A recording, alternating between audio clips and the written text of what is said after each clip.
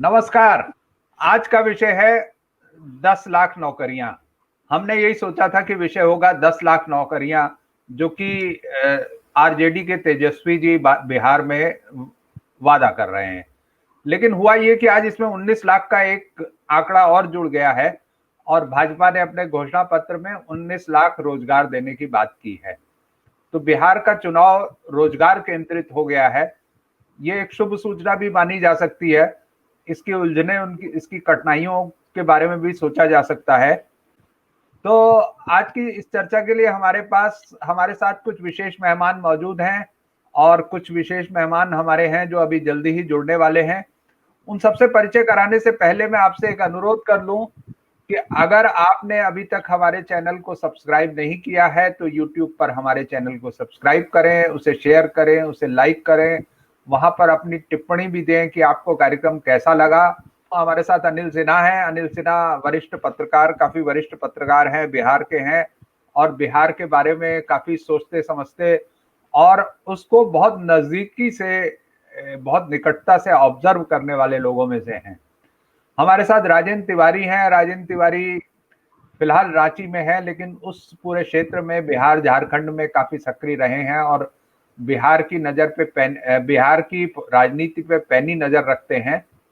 हमारे साथ अर्चिस मोहन जुड़ रहे हैं जो बिजनेस स्टैंडर्ड के पत्रकार हैं, लेकिन अभी तकनीकी कारणों से शायद उनको आप नहीं देख पा रहे होंगे। तो मैं शुरुआत करता हूं अनिल सिन्हा जी से।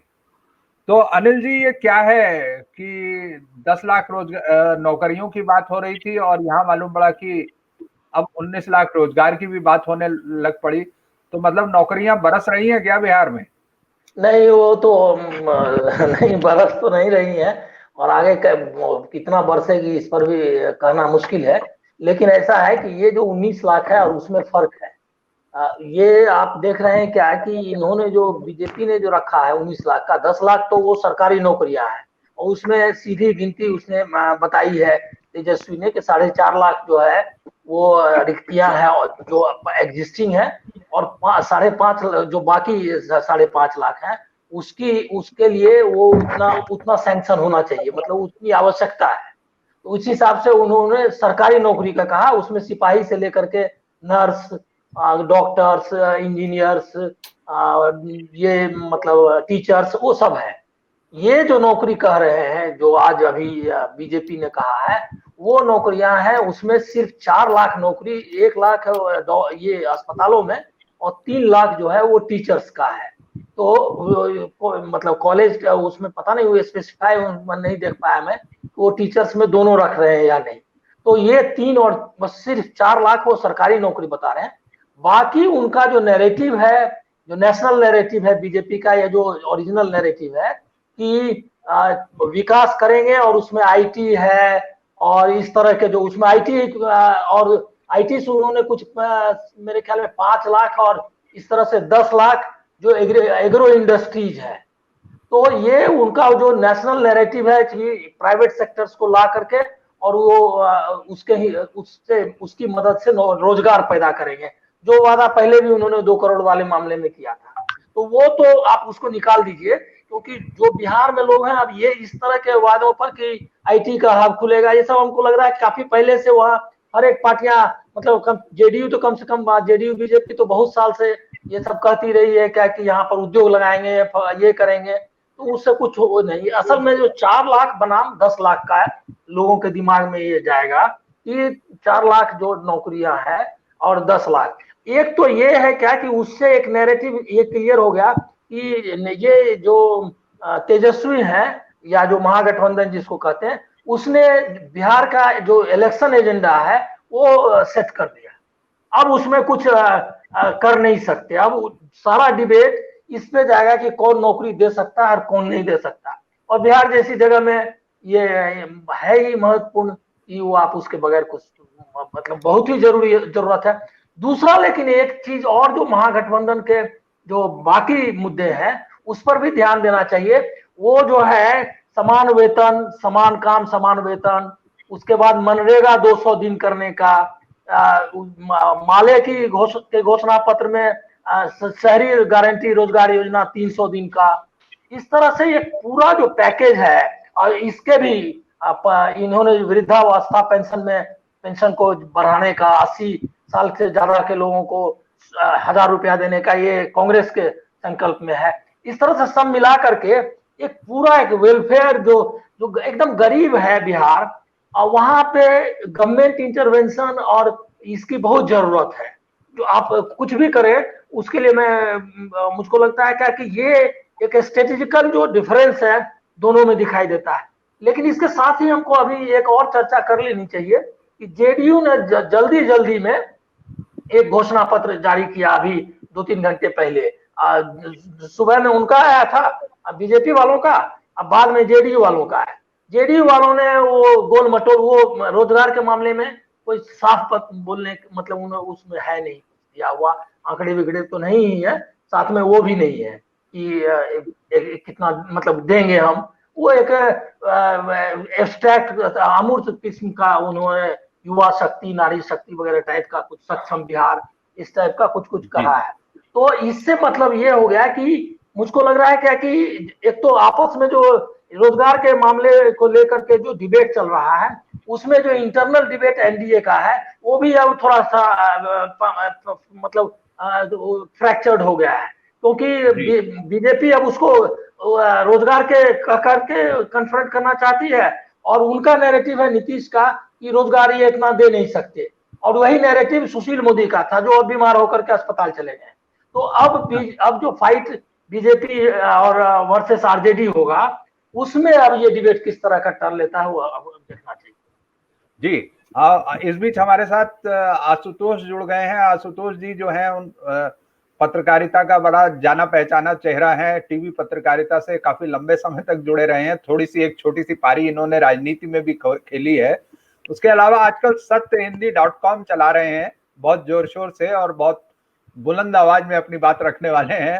तो आशुतोष जी, आपको क्या लगता है, अगर रोजगार का नैरेटिव चुनाव डिसाइड करता है तो ये कितनी अच्छी खबर है, ये कितना शुभ है? नहीं, हमारे ख्याल से अगर बिहार के अंदर अगर रोजगार के बारे में बात हो रही है तो अपने आप में एक शुभ खबर है। लेकिन जिस तरीके से आज बीजेपी के घोषणा पत्र में जो घोषणा हुई है 19 लाख वाली, मुझे लगता है कि उन्होंने पूरे मामले को एक तरीके से एक जोक में कन्वर्ट कर दिया, एक मजाक में कन्वर्ट कर दिया है। पहले आप ये कहते हैं कि 10 लाख रोजगार कहां से होगा। नीतीश कुमार को आपको याद होगा गोपालगंज की सभा में उन्होंने कहा कि पैसा तो है ही ना, तो कहां से रोजगार आएगा। सुशील मोदी जी ने बाकायदा स्टेटिस्टिक्स देख के बता दिया कि भाई पहले तो सरकारी नौकरियों के अंदर 56,000 करोड़ रुपए खर्च होता था, अब अगर हम इसको भी जोड़ देंगे 10 लाख और रोजगार तो 1,10,000 करोड़ के आसपास खर्चा हो जाएगा। राज्य का कुल बजट जो है वो 2-2.25 लाख करोड़ का बजट है। तो अब आप समझिए वही सरकार और वही पार्टी जो है जो कह रही थी पैसा नहीं है और इतना पैसा एक्स्ट्रा खर्चा हो जाएगा, वही अब कह रही है कि नहीं हम तो 19 लाख देंगे। तो अगर 19 लाख आप देंगे तो कहां से देंगे, ये सवाल तो बीजेपी से पूछना चाहिए। देखिए इसमें जो असली बात क्या है, असली बात जो भी अनिल जी कह रहे थे कि भाई बेसिक चीज क्या है कि तेजस्वी यादव ने ये साबित किया है कि वो नैरेटिव सेट करने लगा है। अगर तेजस्वी ने नैरेटिव सेट करना शुरू किया, इसका मतलब BJP Janata Dal United defensive है। और डिफेंसिव का मतलब बहुत साफ होता है कि या तो आप हारती हुई पारी खेल रहे होते हैं या आप हार को जीत में कन्वर्ट करने की कोशिश करते होते हैं। अन्यथा मुझे नहीं लगता है कि बीजेपी को तेजस्वी के पिच पे आके बैटिंग करनी चाहिए। बीजेपी को अपने पीछे बैटिंग करनी चाहिए, जो उनका हिंदुत्व का एजेंडा है, जो बाकी दूसरे एजेंडे उस पर करना चाहिए। लेकिन अगर वो तेजस्वी के रोजगार के मसले पर आते हैं तो कोई भी आज की तारीख में बीजेपी को गंभीरता से नहीं ले सकता है, क्योंकि लोगों को याद दिलाना पड़ेगा कि भाई आप 2013 में आपने 2 करोड़ रोजगार की बात की थी, आपने 15 लाख हर खाते में डालने की बात की थी, और अभी 2019 के चुनाव के पहले जब सीएमआई और नेसो का डेटा आया था और कहा था कि हिंदुस्तान के अंदर पिछले 45 साल की सबसे ज्यादा बेरोजगारी है, तब आपने उस डेटा को मानने से इनकार कर दिया था। और लगातार आप कहते रहे कि भाई अगर आप पकौड़ा छानेंगे और अगर आप पकौड़ा तलेंगे तो आपको रोजगार मिल जाएगा। तो ये नैरेटिव जो है, ये मुझे लगता है कि आरजेडी की तरफ से जो एक गुगली फेंकी गई है उसमें उनके बल्लेबाज फंस गए हैं। अब उनकी समझ में नहीं आ रहा आगे बढ़ के खेलें या पीछे बढ़ के खेलें। उस लिहाज से ये ठीक है, लेकिन बिहार का चुनाव जो है वो रोजगार पे नहीं होगा। मैं पूरी तरीके से कन्विंस्ड हूं। बिहार का चुनाव पिछले 15 सालों में जो नीतीश कुमार का अपना एंटी इनकम्बेंसी है उस पर होगा और वही मैटर करेगा। जी, तो हम चलेंगे अर्चिस मोहन के पास। आप जो है बिजनेस स्टैंडर्ड के पत्रकार, वरिष्ठ पत्रकार हैं, बिजनेस स्टैंडर्ड से जुड़े हुए हैं फिलहाल। तो अर्चिस जी, आप इस बिहार में जो रोजगार का मुद्दा जिस तरह से उठा है, इसको आप किस तरह से देखते हैं? आपको मेरी आवाज आ रही है? देखिए, एक इसमें एक हाँ, आंकड़ा है 51% का। जी जी हाँ, जी हाँ। तो एक एक इसमें महत्वपूर्ण आंकड़ा है 51% का। वो 51% में 25.44% ऐसे इलेक्टोरेट है जो 18 से 25 की उम्र का है, और इतना ही लगभग 26% जो 26 से लेकर 35 तक का है। अगर कुछ बदलाव आना है तो यही लोग बदलाव लाएंगे, और ये देश में सबसे ज्यादा है। 51-52% किसी राज्य का इलेक्टोरेट 35 से नीचे हो, ये देश में सबसे ज्यादा है। ये मेरे आंकड़े नहीं है, CSGS के आंकड़े हैं जो अभी 2-4 दिन पहले कहीं छपे थे। अब इसमें ये बात है कि आप तेजस्वी देख लीजिए, 31 साल के हैं तेजस्वी। वो नीतीश जी को निशाना बनाए हुए हैं, रोजगार पे बात कर रहे हैं। वहीं पे चिराग, जो एक समय में उनके अलायंस पार्टनर रहे हैं या उनके पिताजी रहे हैं, वो 38 साल के हैं। वो भी नीतीश जी को निशाना बनाए हुए हैं। वो भी युवा बिहार की बात कर रहे हैं। अब दोनों की उम्र को जमा कर लें तो 69 हो जाती है। नीतीश जी की उम्र है 69। कल को 69 वर्षीय नीतीश जी और 70 वर्षीय मोदी जी सभा करेंगे। अब वो लोग कितना आकर्षित कर पाते हैं इस 50, 51, 52% को, और उसमें ये कैविएट जरूर है, लगानी पड़ेगी। क्या सच में ये 52% जाति तोड़कर और वोट करेगा? अब अगर कांग्रेस को 70 सीट दिया है और कांग्रेस ने उस 70 सीट पे 33 सीट अगड़ों को दिया है, तो मेरे ख्याल से आशा तो यही है कि कांग्रेस की तरफ से सवर्णों को सिग्नल दिया जाए, खासतौर से युवा को, और वहीं माले की तरफ से दलित वर्ग को अपने साथ लिया जाए। अब ये गेम प्लान चल रहेगा, नहीं चल पाएगा? भीड़ से तो यही लग रहा है कि कई तरह के जो रिपोर्ट में पढ़ रहा हूं, उससे यही लग रहा है कि जाति तोड़कर युवा वर्ग तेजस्वी के पास आ रहा है, और नीतीश जी को लोग कह रहे हैं कि ये तो थक गए हैं। तो अब जी राजेंद्र जी, आपने देखा होगा आपके पड़ोस में ही जब तेजस्वी सभा करते हैं तो उसमें काफी भीड़ जुटती है। तो ये भीड़ जो है 10 लाख रोजगार के आकर्षण में आ रही है, या उनका इलेक्शन मैनेजमेंट कुछ इस तरह का है, आरजेडी का परंपरागत, उसकी वजह से आ रही है, या फिर ये इसका क्या कारण है, या ऐसा है कि जाति की इक्वेशन की वजह से आ रही है? क्यों आ रही है ये? और देखिए, तीनों चीजें मिली हुई हैं इसमें, और सबसे बड़ी बात है कि वहां की मौजूदा नीतीश सरकार के खिलाफ जो जमीन पर आक्रोश है, कहीं ना कहीं वो इसमें प्रतिबिंबित होता है। और दूसरी बात जो आशुतोष जी ने कही कि एजेंडा सेट कर रहे हैं तेजस्वी, मैं 2015 की याद दिलाऊं कि उस समय मोहन भागवत का एक बयान आया था। उस बयान को लेकर लालू जी ने जिस तरह से चीजें खड़ी की थी, और उसके बाद प्रधानमंत्री मोदी और अमित शाह पूरी तरह से डिफेंसिव रहे थे और ये बताते रहे हमेशा कि नहीं, आरक्षण हम लागू करेंगे और आरक्षण की वजह से हम आए हैं। और चुनाव के नतीजे सबको पता है क्या हुए। और शुरू में जो तस्वीर नजर आ रही थी जब चुनाव शुरू हुए थे और चुनाव खत्म हुए और नतीजे आए, वो कुछ और थे। इस बार भी जो रोजगार की बात तेजस्वी यादव ने की है, उस रोजगार की बात से काफी ये एनडीए खासतौर पे डिफेंसिव उसमें है। दूसरी और खास बात ये हो रही है, जो 19 लाख रोजगार की बात आज निर्मला सीतारमण ने जो कही, उससे एक और चीज सामने आ गई। वो ये आई कि अभी तक ये बातें सामने नहीं आ रही थी कि भारतीय जनता पार्टी जिन रोजगार की बात करती है वो कौन से रोजगार हैं, और तेजस्वी ने जिन रोजगार की बात की है वो क्या रोजगार है। इससे इस बहस में आज तेजस्वी ने कहा भी है कि आपका पकौड़ा तलने का रोजगार था, हम सरकारी नौकरियों की बात कर रहे हैं। तो ये चीज भी सामने आएगी। और ये सवाल भी उठाया गया है कि 2 करोड़ रोजगार आपने वादा किया था देश में, उसका हुआ क्या? वो रोजगार के आंकड़े आप क्यों नहीं देते? ये सवाल है। और ये सवाल वाकई वहां के चुनाव के केंद्र में आ रहा है, तेजी से आ गया है, और इसका असर पड़ना तय है। जी अमरीश जी, आप क्या देखते हैं, असर पड़ेगा?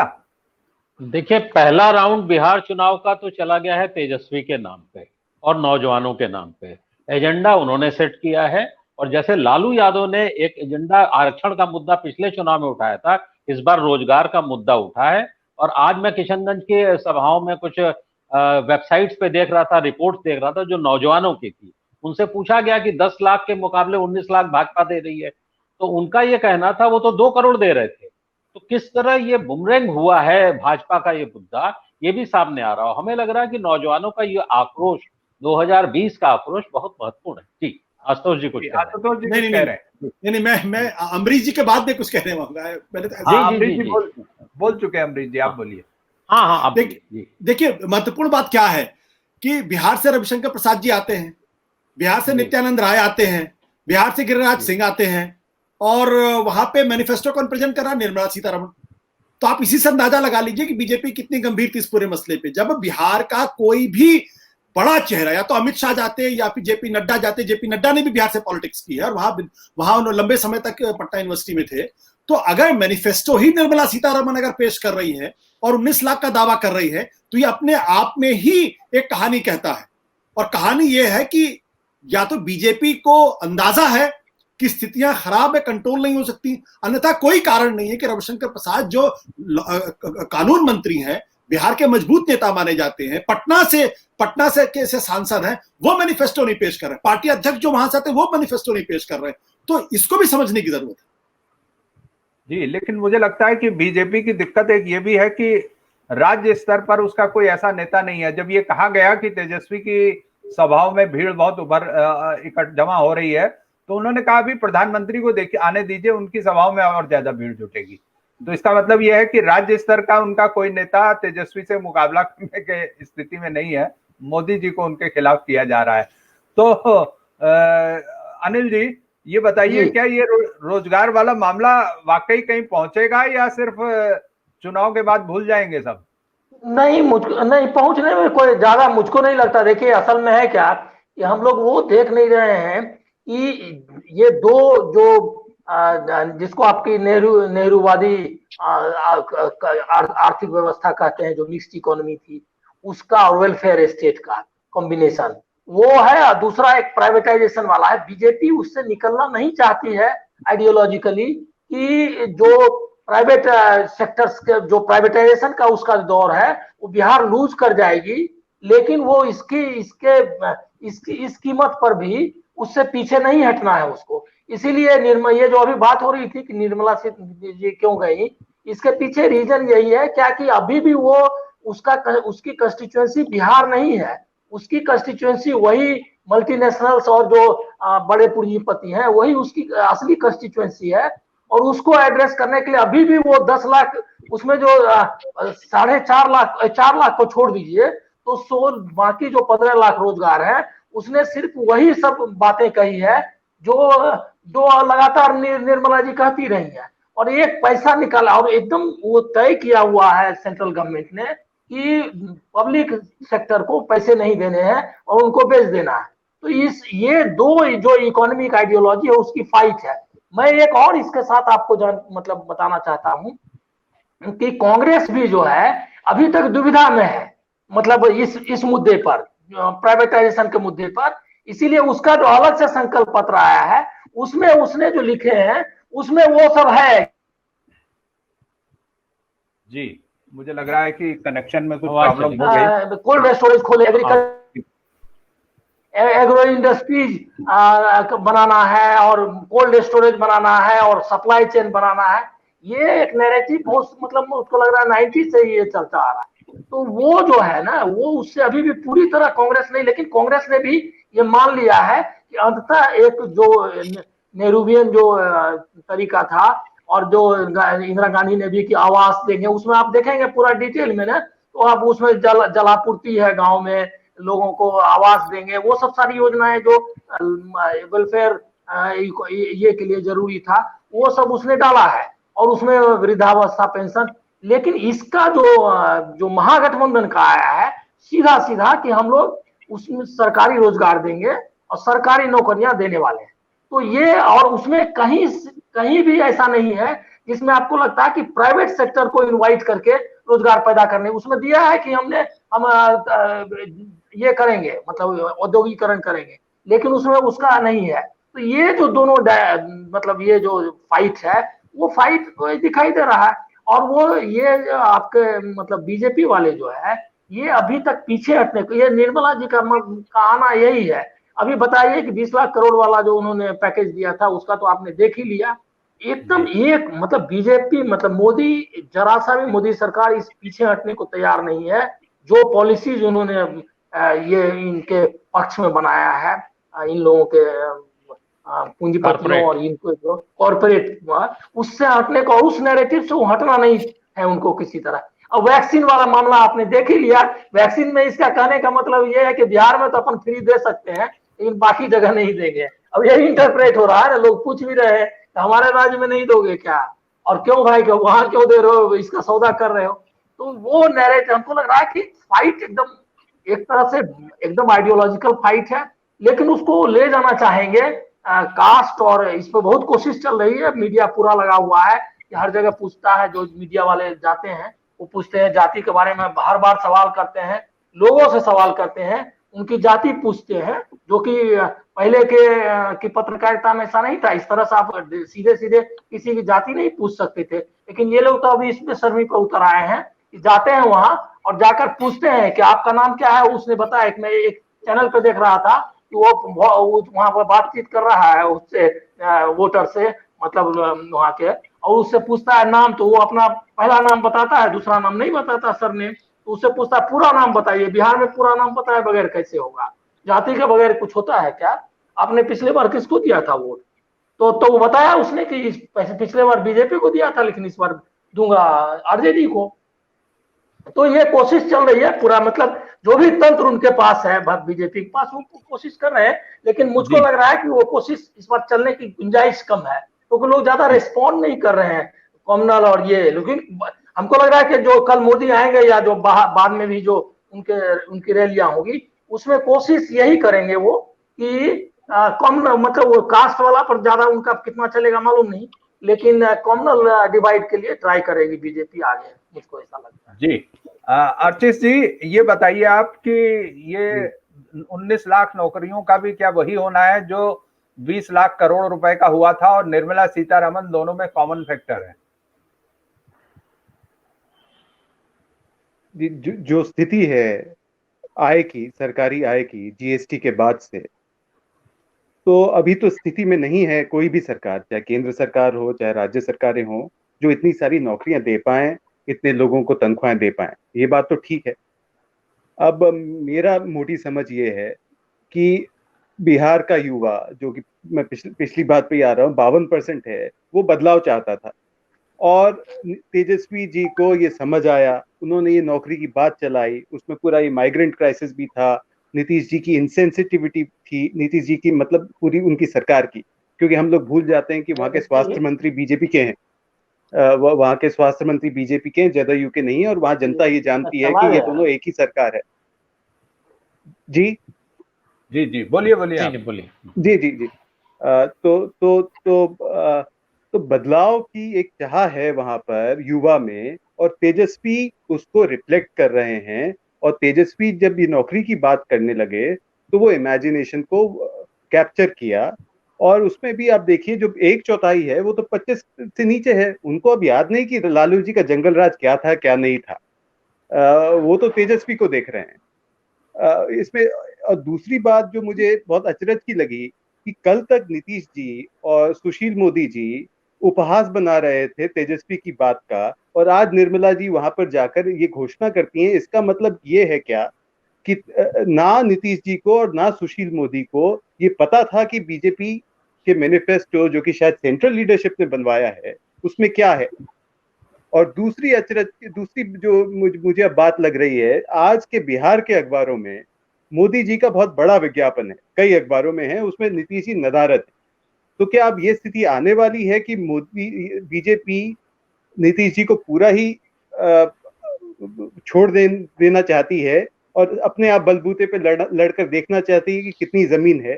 तो जो 77 सीटें हैं आरजेडी वर्सेस जेडीयू, उसमें अगर जेडीयू बहुत ही बुरा प्रदर्शन करती है तो खेल कुछ इंटरेस्टिंग हो जाएगा। जी राजेंद्र जी, मैं आपसे ये पूछना चाहता हूं कि आमतौर पे जब दो दल एक गठबंधन बना के चुनाव लड़ते हैं तो अक्सर चुनाव में वो संयुक्त साझा घोषणा पत्र पेश करते हैं। पिछले चुनाव में क्या हुआ मुझे मालूम नहीं, पिछली बार तो ये लोग साथ साथ थे भी नहीं, अलग अलग चुनाव लड़े थे। तो अलग अलग घोषणा पत्र एक तो पेश करना, फिर दोनों के घोषणा पत्र में कोई तालमेल ना होना, ये कहीं ये बताता है कि दोनों के इक्वेशन जो है वो बहुत अच्छे नहीं है। उसका एक और उदाहरण है क्या ये? देखिए, अलग अलग घोषणा पत्र तो पहले भी होते रहे हैं। जैसे अगर महागठबंधन का देखें तो कांग्रेस का अलग घोषणा पत्र है, राजद का अलग है, लेकिन दोनों कॉम्प्लीमेंट्री हैं। आप अगर दोनों को देखें, संपूरक है एक दूसरे को। एक ने रोजगार देने की, नौकरियां देने की बात कही तो दूसरे ने कहा कि बेरोजगारों को 1500 रुपए महीने का भत्ता देंगे। तो एक तरह से एक दूसरे को कॉम्प्लीमेंट करते हैं। लेकिन यहां क्या हुआ है कि भारतीय जनता पार्टी का जो आज घोषणा पत्र आया, और या उसको संकल्प पत्र कहें, जिसमें 19 लाख रोजगार का दावा किया गया, जैसा आर्ची जी कह रहे हैं कि सुशील मोदी को और नीतीश कुमार को शायद पता नहीं था कि क्या बन रहा है। लेकिन मैं आपको बताऊं, जेपी नड्डा को भी शायद नहीं पता था कि क्या बन रहा है, क्योंकि जेपी नड्डा ने भी खिल्ली उड़ाई, और जेपी नड्डा भारतीय जनता पार्टी के अध्यक्ष हैं।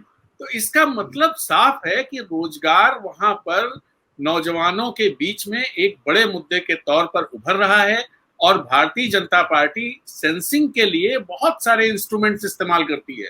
बहुत सारे लोग उसके फील्ड में होंगे जो रोज रात को रिपोर्ट भेजते हैं मुख्यालय को, तो उनको ये लगा होगा, तो इसके लिए उन्होंने रोजगार की बात उसमें कही है। एक और ध्यान देने वाली बात है, जो अभी आर्ची जी ने कहा कि भारतीय जनता पार्टी अकेले चुनाव लड़ रही, क्या आज चिराग पासवान ने एक बयान दिया है, और मुझे शुरू से लगता है कि चिराग पासवान कहीं ना कहीं बीजेपी की तरफ से चुनाव लड़ रहे हैं और नीतीश कुमार को डैमेज करने के लिए। उनका बयान यह है कि इलेक्शन के बाद तो नीतीश कुमार लालू प्रसाद यादव से मिल जाएंगे, आरजेडी के साथ चले जाएंगे। इस बयान का मतलब क्या है? इस बयान का मतलब यह है कि अगर लालू जी को नहीं लाना है तो नीतीश को वोट मत दीजिए।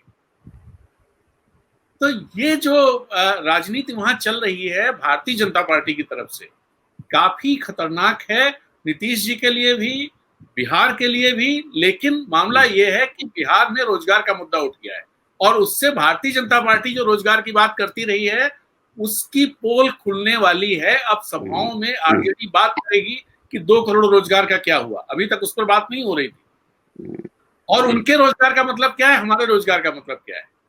और तीसरी एक बात और इंपॉर्टेंट है, आप देखिए कि इस रोजगार का मसला केंद्र में आने के साथ ही ढेर सारे जो चाहे वो ओवैसी हों या इस तरह पप्पू यादव हों, इस तरह के लोग जो कुछ को कहा जाता है भारतीय जनता पार्टी ने इनको खड़ा किया वोट काटने के लिए, वो सब हाशिए पर चले गए हैं, वो चर्चा में कहीं नहीं है। इवन किशनगंज और दूसरी जगह वहां अगर एआईएम की स्थिति बनेगी भी तो पर्सनल लेवल पर जो लोग खड़े हैं, जो आरजेडी या जेडीयू से पहले रहे हैं और पहले से विधायक रहे हैं, वो लोग ही कोई जगह बना पाएंगे। बाकी मुझे नहीं लगता है कि एआईएम भी कोई नुकसान आरजेडी को कर पाएगी। तो ये मुद्दा आने से 2 चीजें साफ हो रही हैं। एक ये कि जेडीयू और बीजेपी के बीच में क्या है, दूसरा ये कि बीजेपी जो वादे करती रही है उनका मतलब क्या रहा है अब तक। और एक ध्यान देने की बात और है, आज कलकत्ता में एक आयोजन था, कोलकाता में दुर्गा पूजा का, जो EZCC कर रही थी, और उसमें प्रधानमंत्री का संबोधन था। उस संबोधन में प्रधानमंत्री किस तरह से क्या क्या बातें कही हैं, दुर्गा पूजा के अवसर पर उन्होंने शौचालय और बहुत सारी अपने सरकार की वो सारी गिना डाली जी। इससे भी थोड़ा ये सेंस हो रहा है कि बिहार में क्या स्थिति है और बंगाल में भी क्या स्थिति है। जी अमरीश जी, क्या आपको लगता है कि ये जो चुनाव में रोजगार का मुद्दा आ गया है, इससे भाजपा के कुछ हाथ पांव फूल गए हैं? अंतिम समय में सीतारमन को उतारना पड़ा, अंतिम समय में घोषणा पत्र ऐसा जारी करना पड़ा, ऐसा लगता है आपको? देखिए, ऐसा है कि रोजगार का जो मुद्दा ये पहली बार जो आ रहा है, वो ये सिर्फ बिहार के लिए नहीं संकट है, बिहार के बाद ये तमाम राज्यों और देश भर के लिए संकट खड़ा कर देगा। ये मुश्किल है, क्योंकि अगर रोजगार का मुद्दा हावी हो गया और भाजपा की राजनीति पे हावी हो गया तो इसका फिर सिलसिला रुकने वाला नहीं है, इसका कोई अंत नहीं है। और आर्थिक मुद्दों पे अगर चुनाव पे कोई भी असर पड़ा तो ये भाजपा के लिए बहुत आत्मघाती साबित होगा। इसलिए जो सीतारमन का मुद्दा आया है, जो उन्होंने जैसे कहा है, जिस अंदाज में कहा, हमें लगता है उससे नुकसान ही होगा, उससे कोई फायदा नहीं होगा। लेकिन बिहार ये रास्ता दिखा रहा है और तेजस्वी ने, सही बात है, तेजस्वी के जाल में भारतीय जनता पार्टी और जेडीयू फंस गए हैं इस पूरे मामले में। अब वो लगातार जैसे रोजगार की बात कर रहे हैं, जैसे दूसरी बात कर रहे हैं, वो तेजस्वी यादव को मजबूत ही कर रहे हैं, उससे मजबूत हो रहे हैं तेजस्वी यादव, कमजोर नहीं पड़ रहे हैं। राजेंद्र जी कुछ कह रहे हैं। मैं एक और भाजपा के घोषणा पत्र का एक और जो मुद्दा है कि सबको, अगर भारतीय जनता पार्टी जीती तो वहां पर सबको फ्री वैक्सीन मिलेगी, ये भी बूमरैंग करेगा ये मुद्दा। इसलिए बूमरैंग करेगा, आप देखिए भारतीय जनता पार्टी की एक सांसद ने इलेक्शन के समय सुल्तानपुर में ये कहा था कि जो लोग हमको वोट न दें वो काम कराने ना आए मेरे पास। तो उस तरह की बात ये है कि जो लोग वोट देंगे उनको हम देंगे, बाकी लोगों को नहीं देंगे। लेकिन सवाल ये खड़ा हो रहा है, आज सोशल मीडिया पर देखिए बहुत सारे लोगों ने सवाल खड़ा किया है तेजस्वी के अलावा कि हमारे पैसे से, जनता के पैसे से आप वैक्सीन बना रहे हैं, आप ये कैसे कह सकते हैं कि एक पार्टी को वोट देने वाले लोगों को मिलेगा या उस राज्य को मिलेगा। ये मसला भी, और ये मसला आया इसलिए है कि कहीं ना कहीं भारतीय जनता पार्टी बिहार में बैकफुट पर महसूस कर रही है, अपने को बैकफुट पर है वो, और उसे लग रहा है कि तेजस्वी ने जो रोजगार का मसला खड़ा किया है इसकी काट कुछ लानी पड़ेगी। हालांकि जो काट के लिए लाए हैं वो उनकी ही काट हो जाए कहीं, इसकी भी आशंका है। हाँ अनिल जी, मैं आपको थोड़ा पीछे ले चलूं। जब अटल बिहारी वाजपेयी अध्यक्ष थे भाजपा के, तो उस समय उनको लगा कि इस समय दुनिया में जो दुकान चल रही है वो या तो समाजवाद की चल रही है या धर्मनिरपेक्षता की चल रही है। तो भाजपा धर्मनिरपेक्ष भी हो गई और समाजवादी भी हो गई थी। तो अगर रोजगार का मुद्दा चलता है और इसका बाजार खुल जाता है तो भाजपा भी रोजगार देने लग जाएगी, क्या दिक्कत है? नहीं, तो वो तो देने के कह ही रही है, तो पहले उन्होंने कहा, लेकिन नहीं, सरकारी नौकरियां देने लग जाएगी क्या? नहीं सर, सरकारी नौकरियां देने के लिए एकदम, इस बार मैं आपको बोल दूं कि वो कंट्राडिक्शन साफ दिखाई दे गया। निर्मला जी जब आ गए यहाँ करने के लिए, मतलब घोषणा पत्र जारी करने के लिए, इसका मतलब ये था कि जो उनका नेशनल नैरेटिव है प्रो कॉर्पोरेट वाला, उसको ही रखना है, चाहे बिहार जाए या रहे। दूसरी बात में एक और मेरे ध्यान, मतलब मुझको लग रहा है ध्यान आप लोगों का दिलाऊं, वो ये है कि अब ये निर्मला जी के आने से भूपेंद्र यादव या इन लोगों को जो लोकल लीडर्स है इनको छोड़ करके घोषणा पत्र जारी करने का अर्थ है कि अब जो चुनाव है वो नीतीश या सुशील मोदी के जरिए नहीं लड़ेंगे, वो सीधे मोदी के जरिए लड़ना चाहते हैं। तो अब जो है ना, अब जो बचा हुआ समय है उसमें वो ट्राई करेगी नेशनल लीडरशिप कि सिर्फ मोदी बनाम बाकी हो वहां, और नैरेटिव में मोदी अब सेंट्रल फिगर हो गए। अनिल जी, 2015 में बीजेपी ये खेल देख कर चुकी है कि मोदी बनाम बाकी हो जाए, लेकिन उसमें बुरी तरह पिट गई थी उस समय मोदी है। हाँ, लेकिन आप ये समझिए कि ये मानने के लिए मोदी या जो उनके ये है, मतलब उनके जो लोग हैं, वो ये मानने के लिए तैयार नहीं है कि वो लोग हार रहे हैं, मतलब मोदी जी पीछे जा रहे हैं। वो लोग एकदम, उनको लग रहा है अभी भी कि उनमें अभी भी करिश्मा है, जो कि है नहीं, वो पीछे जा रहा है। लेकिन वो इस बार फिर वो ट्राई उसी के आधार पर, क्योंकि इसके पीछे और कोई रीजन नहीं लगता, क्योंकि जो लोकल लीडर्स को जिस तरह से उन्होंने ये किया है, साइड लाइन किया, और वो सेंट्रल में सीताराम निर्मला जी को लाने का तो कोई अर्थ ही नहीं है ना बिहार में, मतलब कोई किसी भी तरीके से नहीं था। तो कोई कॉन्फिडेंस के लिए नहीं, वो सिंपल ये है कि अब वो सेंट्रल लीडरशिप लड़ेगी। अतुल रंजन साहब आ गए हैं, उनको नमस्कार जी। अब हमारे साथ इस बीच अतुल कुमार अंजान जुड़ गए हैं, जो भाकपा के कम्युनिस्ट पार्टी के बहुत बड़े नेता हैं, और हम लोग जब विश्वविद्यालय में थे तो हमारे तो लखनऊ विश्वविद्यालय में नेता थे ही, ये अध्यक्ष थे उस समय। तो अतुल जी, आपको क्या लगता है कि इस बार बिहार चुनाव में रोजगार का मुद्दा ही तय करेगा कि चुनाव किस तरफ जा रहा है? अतुल जी, आपको आवाज आ रही है मेरी? मुझे लग रहा है आवाज नहीं आ रही है। तब तक एक चीज मैं जोड़ दूं जो अनिल जी कह रहे थे, पता नहीं बिहार चुनाव में कब ये मुद्दा उठेगा, लेकिन जो ट्रेनें शुरू हो रही हैं आप उनसे देखिए कि भारत सरकार या भाजपा सरकार की क्या प्रायोरिटी है। ट्रेनें जो शुरू हो रही हैं, जो पहले पैसेंजर ट्रेनें थी, अभी रांची में जो शुरू होने वाली, उनको एक्सप्रेस ट्रेन कर दिया गया है, मतलब उनके स्टॉपेज कम कर दिए गए और उनका किराया बढ़ा दिया गया है। और जो ट्रेनें बाकी भी शुरू हो रही हैं उनमें 1.5 गुने तक किराया ज्यादा है, स्टॉपेज कम है, बहुत सारे ट्रेनें और पैसेंजर्स कट कर दी गई हैं, 300 पैसेंजर्स कैंसिल कर दी गई कि वो नहीं शुरू होंगी। और रियायतें खत्म कर दी गई, सारी रियायतें खत्म कर दी गई, सारी रियायतें भी रियायत खत्म है। इससे ये दिखता है कि सरकार की प्रायोरिटी क्या है। क्या यहाँ की जो आम जनता है, जो गरीब लोग हैं या जो कम आय वाले लोग हैं, उनके बारे में ये केंद्र सरकार कुछ सोचती है या नहीं सोचती, ये बहुत साफ दिख रहा है। और इसके अलावा भी जो बहुत सारी चीजें हो रही हैं, आप रेल इसलिए क्योंकि हर व्यक्ति, और बिहार में ये मुद्दा बहुत बड़ा बनेगा मुझे अभी भी लग रहा है, क्योंकि बिहार में बहुत रेल एक तरह से लाइफलाइन है लोगों की, हर जगह जाने के लिए, सब जगह, और खूब भीड़ भी रहती। भीड़ इसलिए रहती कि आबादी बहुत ज्यादा है, और ये ट्रेन इस तरह का साधन है कि जिसका इस्तेमाल बिहार में सबसे ज्यादा होता है, और वो इस्तेमाल कट किया जा रहा है कि लोगों को उपलब्धि ना हो। तो ये एक बड़ा इशू खड़ा होने वाला है और आने वाले दिनों में।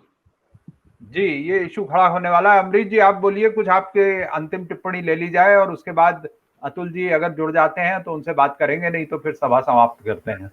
देखिए, हमें तो ये साफ नजर आ रहा है कि बीजेपी, जेडीयू, जो तमाम लोगों ने कहा कि बचाव की मुद्रा में खड़े हो चुके हैं, और मुद्दा से भीड़ का नहीं है, भीड़ का मूड देखिए आप। तेजस्वी की मैं सभा की जो क्लिपिंग देख रहा हूं उसमें भीड़ का मूड देखने वाला है, किस उत्साह से नौजवान निकल रहा है, वो उत्साह बड़ा खतरनाक है।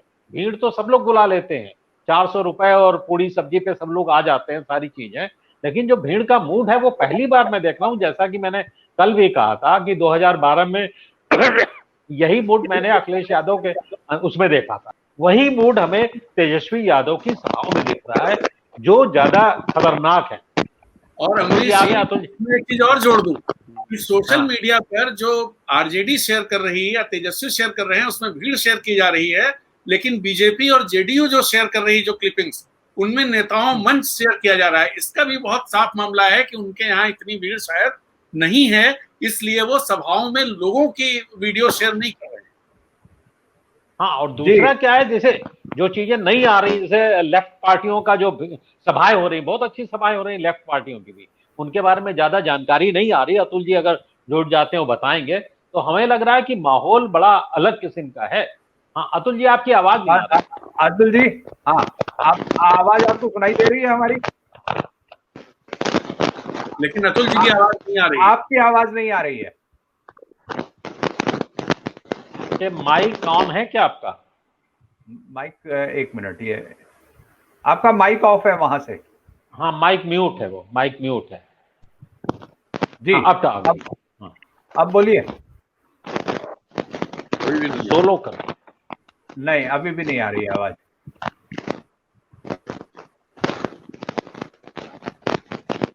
जब तक तो जुड़ते हैं, एक जानकारी मैं यहाँ पर दे दूं कि आज केंद्र सरकार के इनकम टैक्स विभाग ने कांग्रेस के दफ्तर पर छापेमारी की पटना में।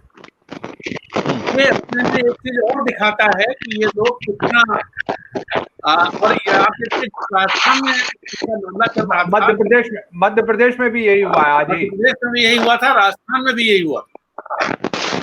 ये तो हमें लगता है हताशा भरी कार्रवाइयों का एक वो है, उदाहरण है। कर्नाटक चुनाव के दौरान भी इस तरह की चीजें हुई थी। तो ये जो पूरा हरजिंदर जी, पूरा जो दिख रहा है, जो कल भी जो बात हो रही थी कि हम 15 दिन पहले जो था उसका ठीक उल्टा होता जा रहा है जी। और जो मुद्दे आ गए हैं, रोजगार आ गया है, और जाति की जो बात है, जाति गोलबंदी भी जिस तरह से महागठबंधन ने जो चीजें खड़ी की हैं, उसमें आप देखिए कम्युनिस्ट पार्टीज, एमएल, ये ऐसा नहीं है कि सिर्फ इनको आप कम्युनिस्ट पार्टीज के तौर पर देखें और लेफ्ट के तौर पर देखें, इनको जाति गणित में भी देखना पड़ेगा कि ये जाति गणित बिल्कुल है। और इसके अलावा आपकी कांग्रेस इस बार ऐसा लग रहा है, जिस तरह से उन्होंने कैंडिडेट्स दिए हैं और ज्यादा सीटों पे लड़ रही है, ऐसा लग रहा है कि अपर जो कास्ट है वहां की, बिहार की, उनमें भी कहीं ना कहीं कांग्रेस सेंध लगाएगी।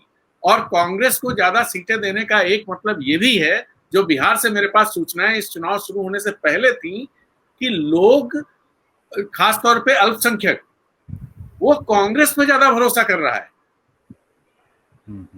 ये एक गजब की चीज थी, जो मेरे लिए भी मतलब समझ से बाहर थी, लेकिन इस तरह की चीज वहां पर थी जमीन पर, कि कांग्रेस को सपोर्ट करना है अल्पसंख्यक समुदाय। ज्यादा उन्होंने ये ऊंची जाति के लोगों को टिकट भी दिया, उसको ज्यादा सीटें दी हैं कांग्रेस को। नहीं तो कांग्रेस की कोई जमीन नहीं है फिलहाल, इतनी बड़ी जमीन नहीं है कि उसको 70 सीटें मिले। उसके पीछे ये जो जमीन पर जो चीजें भावनाएं थी, उनको देखते हुए उसको 70 सीटें दी गई। ये पूरी जातीय गणित भी अगर आप देखें, गोलबंदी देखें, उसमें भी महागठबंधन एनडीए के मुकाबले ज्यादा मजबूत। अगर आप मांझी को देखें तो मांझी के चुनाव में भी अपनी सीट पर भी, सीट पर उस पर चुनाव हार गए थे। और जो ये है साहनी, जो अपने को निषाद समुदाय का नेता कहते हैं, वो सिर्फ पैसों के दम पर खड़े हुए हैं वहां पर। तो इसलिए उनका उतनी मजबूती नहीं है जितना मजबूती महागठबंधन की तरफ है, और इधर कमिटेड है उनका। एक सवाल राजन जी, एक सवाल मेरा और करिएगा। जब ये चुनाव शुरू हुआ 10-15 दिन पहले जो हम लोग कार्यक्रम करते थे, उसमें हम लोगों ने एक बिहार के पत्रकारों का भी कार्यक्रम किया था। कोई ये मानने को नहीं तैयार था कि तेजस्वी यादव लड़ाई में है। वो सब लोग मान रहे थे कि नीतीश और बीजेपी एकदम दोबारा सरकार में आ रही है, कोई इसमें कोई अनहोनी नहीं होने वाली। लेकिन ये 15 दिन के अंदर बदल गया। मैं भी कहता हूं अमरीश जी कि मैं भी ये बात मानता था 1 महीने पहले तक कि कोई लड़ाई नहीं है, नेतृत्व बहुत कमजोर है, कोई मुद्दे नहीं उठा पा रहे हैं, नैरेटिव नहीं गढ़ पा रहे हैं। लेकिन इस 10 लाख के बाद, 10 लाख की नौकरियों के बाद, जिस तरह से ये नैरेटिव खड़ा, इसमें तमाम फैक्टर्स हैं जिनकी वजह से खड़ा हुआ है। इसमें वो लड़की जो गायक है उसका रोल भी है, नेहा सिंह राठौर जी। हाँ, नेहा सिंह राठौर। लेकिन ये नैरेटिव खड़ा हो जाने के बाद तेजस्वी यादव बहुत मजबूत विकल्प के तौर पर बिहार में खड़े हैं। रोजगार का मुद्दा किस तरह से इस चुनाव को बदलने जा रहा है? रोजगार का मुद्दा तो एक राष्ट्रीय मुद्दा है, और रोजगार के मुद्दे पर देश छोड़िए, अंकटाड से लेकर के IMF तक और वर्ल्ड बैंक से लेकर एशियन डेवलपमेंट बैंक ने भारत की स्थिति के बारे में बहुत कुछ कहा है। यही जो आज से 3-4 साल पहले तक और 2-4 महीने पहले तक ये सारे टेलीविजन के चैनल और जितने ये सब जो 80,000 लोग एम्प्लॉय किए गए थे बीजेपी RSS की तरफ से, जो दिन और रात ट्विटर हैंडल और फेसबुक बाजी हमने पहले सुनी थी कि लोग पतंगबाजी करते हैं, रंगबाजी करते हैं, बकैती करते हैं, रंगबाजी करते हैं। हमने सुना था आतिशबाजी होती है, अब आजकल फेसबुक बाजी हो रही है, ट्विटर बाजी हो रही है। और 40-80 हजार लोग इसमें भारतीय जनता पार्टी ने रोजगार दिया था अपने नौजवानों को, धर्म की नाम पर और जातियों के नाम पर इस तरह का बंदर बांट करके सारे देश को प्रदूषित कर दिया इन लोगों ने, इस जो मॉडर्न टेक्नोलॉजी IT टेक्नोलॉजी है इसको।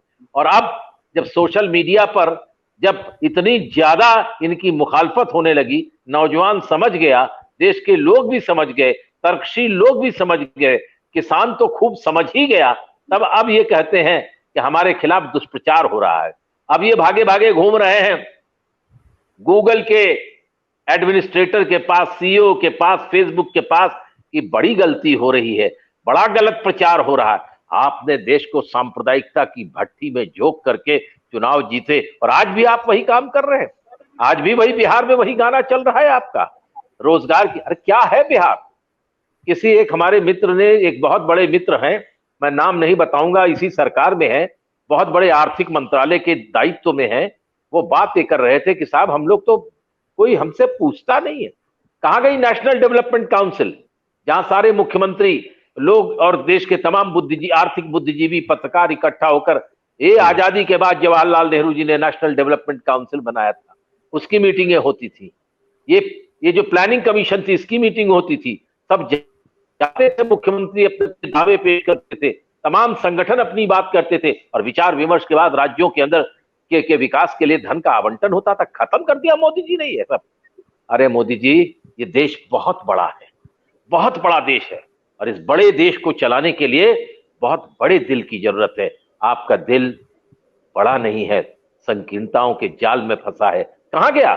मैं पूछ रहा हूं कि आज बिहार में जेडी और बीजेपी का जो मोर्चा है, आप शुचिता की राजनीति की बात करते हैं।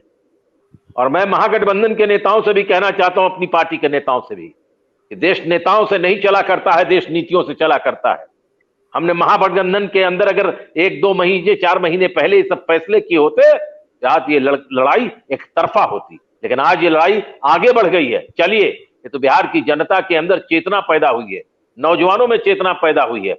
और मैं साधुवाद देना चाहता हूं मनीष जी, पैनल सभी लोगों को करबद्ध उनसे मैं बहुत माफी के साथ करबद्ध प्रार्थना करना चाहता हूं और कहता हूं कि आपके अंदर और देश के मोदी पत्रकारों के अंदर अब एक सद्बुद्धि आई। अब अखबारों के अंदर बलात्कार की खबरें भी छपने लगी, आर्थिक जो सवाल खड़े हो रहे हैं देश की बदहाली के, वो भी छपने लग गए। और बिहार के अंदर पूछो, कोई सवाल नहीं, कोई बहस करने की जैसे बिहार के चुनाव में। सिर्फ अमरीश जी, मेरा आपसे कहना है कि आप एक थोड़ा सा अगले कार्यक्रम में कष्ट कर दीजिए। पिछला चुनाव जब बीजेपी लड़ रही थी अपने सहयोगियों के साथ, और जब पिछला चुनाव नीतीश कुमार जी और आरजेडी एक साथ लड़ रहे थे, तब बीजेपी के नेताओं ने जेडीयू के बारे में और नीतीश कुमार के बारे में भी 2 साल पहले क्या कहा था और आज क्या कह रहे हैं।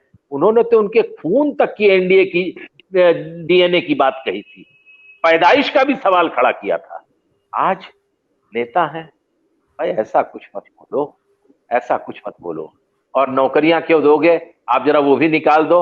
जब राजीव गांधी ने इस देश के अंदर कंप्यूटर की बात कही थी, पार्लियामेंट की के ऊपर के वो भाषण भी निकाल लीजिए यूट्यूब से। अटल बिहारी वाजपेयी जी ने, नेता भारतीय जनता पार्टी, और अडवाणी जी ने क्या भाषण किया था, क्या भाषण हुए थे यशवंत सिंह जी के, क्या भाषण हुए थे और दूसरी पार्टी के नेताओं के, कि राजीव गांधी इस देश को बेच रहा है। आज स्वदेशी जागरण मंच बनाया गया था मनमोहन सिंह के जमाने में, वो विदेशी जगाओ मंच हो गया है। कहां है वो सब लोग? आज चीन की बात हो रही है। मैं कम्युनिस्ट पार्टी का राष्ट्रीय सचिव हूं, देश के वामपंथी आंदोलन के शीर्षस्थ नेताओं में हूं। जो भी अगर शीर्ष में 4-5 हैं, इतना जीवन में मैंने संघर्ष किया। आप तो अमरीश जी मेरे साथ लखनऊ विश्वविद्यालय छात्र संघ का जब मैं अध्यक्ष था, आप हमारे माननीय और गरिमा में बहुत ही एक्टिव कार्यकारिणी के सदस्य थे और आपसे हमारा संबंध तब से है। और हर चीज पर पारदर्शिता के साथ बातचीत करके कैसे छात्र संघ हम सब लोगों ने 6 वर्ष चलाया था, छात्र संघ के अध्यक्ष की हैसियत से आप हम सब बेहतर जानते हैं, आपका योगदान भी था उसमें। लेकिन ये पूछना चाहता हूं कि क्या कहा था उस वक्त राजीव गांधी के सिलसिले में। और आज शुचिता की राजनीति करने वाले लोग ये भूल जाते हैं कि कह रहे हैं कि कमलनाथ ने किसी महिला पर टिप्पणी कर दी। अरे आपके भारतीय जनता पार्टी के राष्ट्रीय नेताओं ने श्रीमती सोनिया गांधी को क्या कहा था? जर्सी गाय। अरे अभी 1.5 साल पहले कहा था। मुझे अफसोस है कि कांग्रेस के लोग उसको लेकर नहीं लड़ सके। और मैं सारे टेलीविजन के चैनलों में, मीटिंगों में करते मैंने माफी मंगवा दी इन बीजेपी के लोगों से जर्सी गाय के कहने पर। आज ये लोग उसका जिक्र नहीं करते। भारत की राजनीति में बहुत सारी बातें हैं, बड़े भारी। आज अपना बटुआ अपना पर्स समझिए, मोदी जी कह रहे हैं। अडवाणी जी क्या कहते थे? आज कह रहे हैं कि जीएसटी बेकार है। सारा रात अमरीश जी आपने रिपोर्टिंग की थी, उस वक्त आप दिल्ली के एक गरिमामय अखबार के विशेष प्रतिनिधि थे। आपको याद है जीएसटी के सवाल पर सारा रात पार्लियामेंट के सामने, अब जहां 5 आदमी नहीं इकट्ठा होने दे रहे मोदी जी, सारा रात 5000 लोगों को लेकर सुषमा स्वराज जी रात भर नाची थी। उनके ठुमके आपको याद नहीं है क्या? वो ठुमके के वीडियोस अभी दिखा दीजिए। तो संसदीय लोकतंत्र के अंदर बहुत दौर से गुजरे हैं। पेट्रोल डीजल के दाम बढ़ गए थे तो अटल बिहारी वाजपेयी जी बैलगाड़ी से संसद पहुंचे थे। और अभी जो बीजेपी के विजय गोयल जी दिल्ली से एमपी हैं, ये भी अभी मनमोहन सिंह जी के राज में 2013 में एक दिन मोटरसाइकिल पर, एक दिन साइकिल पर, एक दिन बैलगाड़ी पर। अच्छा हुआ कि यमराज जी के भैंसे पर चढ़ करके वो नहीं आए, वो ये सब दौरा कर रहे थे। आज वो सब लोग भूल जाते हैं। मैं सिर्फ अन्य विनय से कहना चाहता हूं कि बिहार की राजनीति करवट बदल रही है और उसे करवट बदलने दीजिए, हम सब सहयोग करेंगे। ठीक है, कोई कहते हैं नासमझ है, नासमझ है, कितने समझदार लोग थे, बताइए, जवाब दीजिए, कौन सी राजनीति आपकी और एलजेपी की चल रही है? नीतीश बाबू 17 साल 17 एमपी होने के बाद भी आप पिछले 5 साल से इस एनडीए की सरकार में केंद्र में नहीं है। आप बहुत अच्छा सुशासन करते हैं। अब की आप ये शासन उत्तर प्रदेश में नौसिखियों के हाथ दीजिए और देश के अंदर सुशासन कीजिए। बीजेपी के लोग भी कह रहे हैं, और आपकी बात भी हो गई नरेंद्र मोदी जी से, वहां दिल्ली का रेल मंत्रालय और कृषि मंत्रालय जिसके आप मंत्री रह चुके हैं, खेती के कंपनीकरण के आप बहुत बड़े सपोर्टर हैं। इस पूरे चुनाव में बीजेपी के नेता देश भर में घूम घूम कर मंत्री जो है, तीनों कानून जो किसानों के पास हुए हैं बहुत अच्छे हैं, लेकिन बिहार में कोई इसका जिक्र नहीं कर रहा है। हर 7 किसानों में से 6 किसान कर्जदार हैं बिहार के। बिहार के अंदर 42% जमीन पानी में डूबी है, तबाही के रास्ते पर है। बिहार के 2/3 किसान भुखमरी की स्थिति के अंदर खड़े हैं। बिहार के अंदर 19,000 करोड़ रुपए पेयजल लगाने के लिए अच्छे अच्छे नलकूप इंडिया मार्का 3 के लिए पैसे गए, 1900 भी चापाकल हैंडपंप नहीं लगे। लोग उसी 17 जिलों में बाढ़ है और लोग गंदा कीचड़, बिस्टा, ह्यूमन एक्सक्रीटा, उस सारी चीजों का पानी छत पर बैठ करके पी रहे हैं। नल नहीं है, सप्लाई नहीं है। आपने हाल देख लिया बिहार के सुशासन का।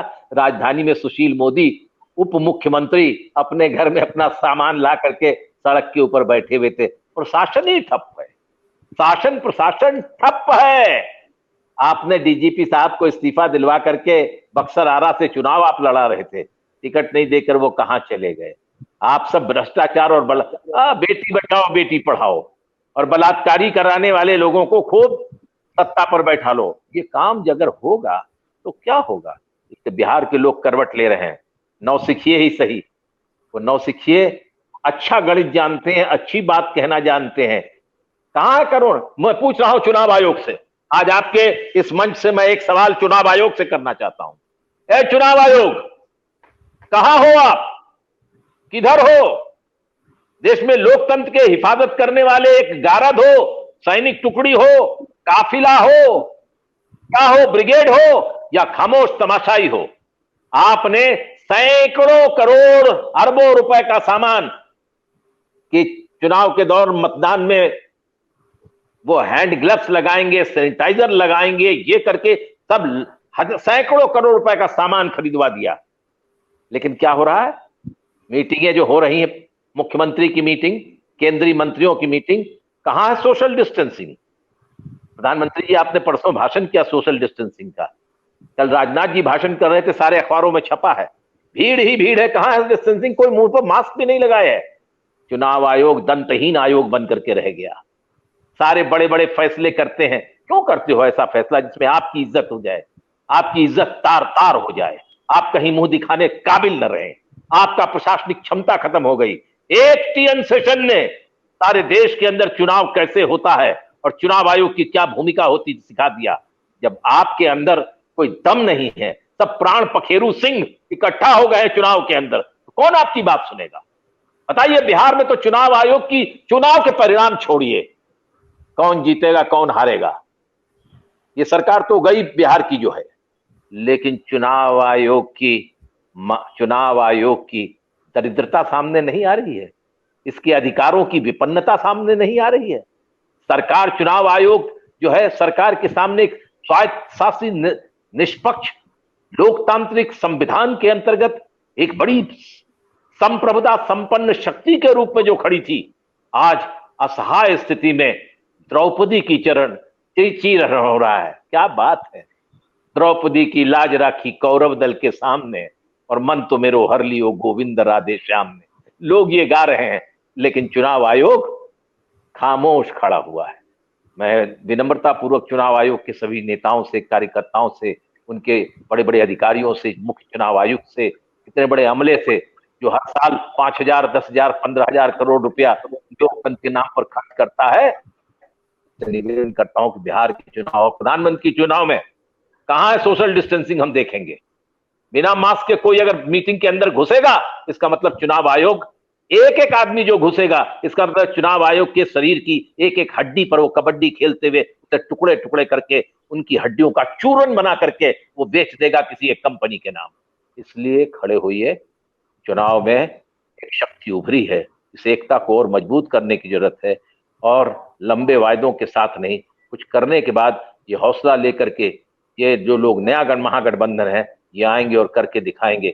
इनके काम करने के तरीके पर ही 2022 में उत्तर प्रदेश और 2024 में संसद के चुनाव की बुनियाद रखी जाएगी, यही मुझे कहना है। बहुत अच्छी चर्चा हो गई आज। इसके बाद हम लोग आज विदा लेते हैं।